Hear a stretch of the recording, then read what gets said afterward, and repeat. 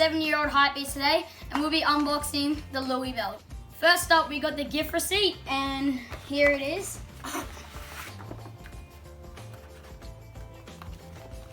me get that out. There it is, and just want to open it.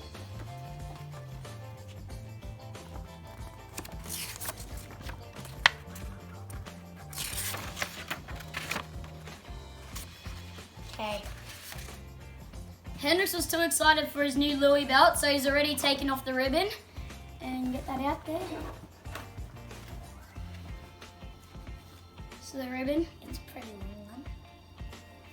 And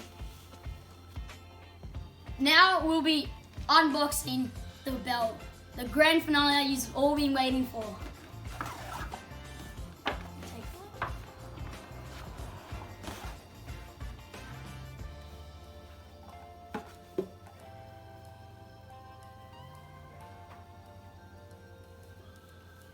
One eternity later.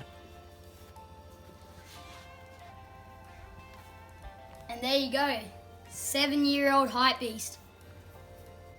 Now we'll be cutting to some videos and photos of Lil Hennessy wearing the Louis belt around.